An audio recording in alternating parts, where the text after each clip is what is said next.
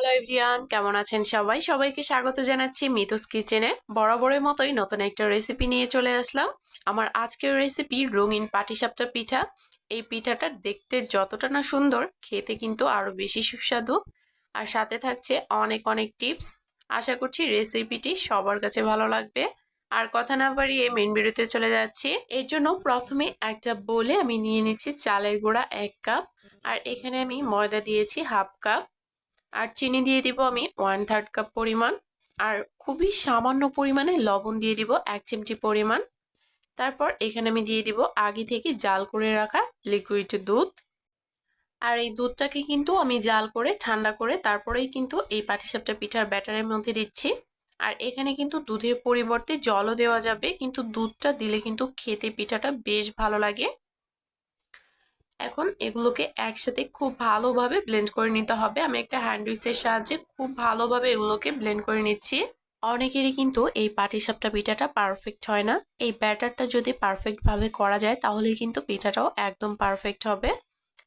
এই ব্যাটারটা রেডি করে এটাকে আমি রেস্টে রেখে দিব প্রায় 30 মিনিটের জন্য। আর এদিকে কিন্তু একটা পাত্রে আমি দুধ জাল করে নিয়েছি। আর এর মধ্যে আমি দিয়ে দিব চালের গুঁড়ো। আর চালের গুঁড়োটা কিন্তু আমি সরাসরি দিব না, তাহলে কিন্তু দলা পাকিয়ে যাবে। সামান্য একটু জলের সাথে মিশিয়ে তারপরে কিন্তু দুধের মধ্যে এটা দিয়ে দিতে হবে। এখানে আমি প্রায় 1/3 কাপের মতো চালের গুঁড়ো নিয়েছি।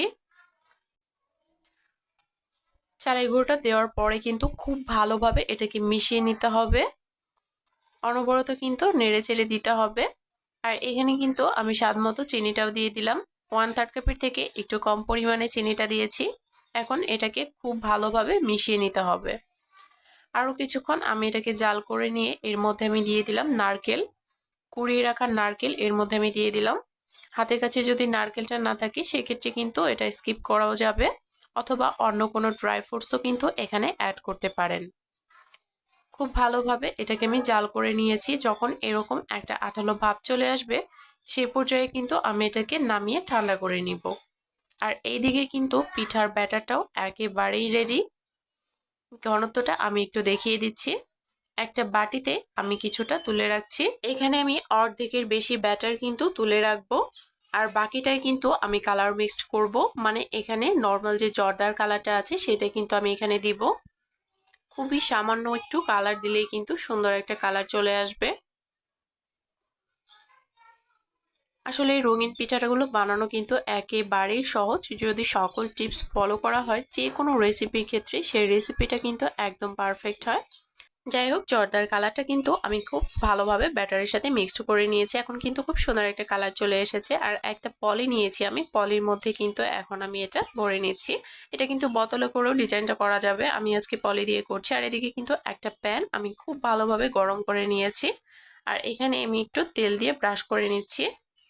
আপনাদের কাছে যদি এরকম ব্রাশ না থাকে সেই ক্ষেত্রে কিন্তু টিস্যুর মধ্যে হালকা একটু তেল দিয়ে প্যানটা মুছে নিলেই চলবে। আর এদিকে কিন্তু পলির মুখটা আমি বন্ধ করে দিয়েছি। আর একটা দিকে কিন্তু আমি অল্প একটু ছিদ্র করে নিয়েছি। আর খুব সুন্দরভাবে কিন্তু ডিজাইনটাও হয়ে যাচ্ছে। হাত দিয়ে ঘুরিয়ে ঘুরিয়ে আমি এই ডিজাইনটা করে নিচ্ছি। এখানে কিন্তু আপনারা চাইলে অন্য যে কোনো ডিজাইন করে নিতে পারবেন আপনাদের পছন্দ অনুযায়ী।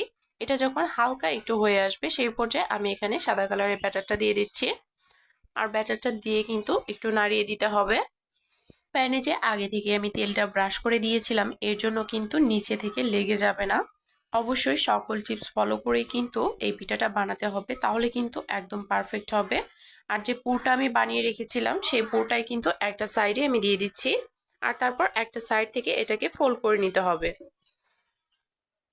এটাকে ফোল্ড করে নিলেই কিন্তু পিঠাটা একদম রেডি হয়ে যাবে। আমি একটা স্প্যাচুলার সাহায্যে খুব ভালোভাবে এটাকে ফোল্ড করে নিচ্ছি। এখানে কিন্তু আপনারা চাইলে অন্য কোনো কালার মিক্সড করেও ডিজাইনটা করে নিতে পারেন।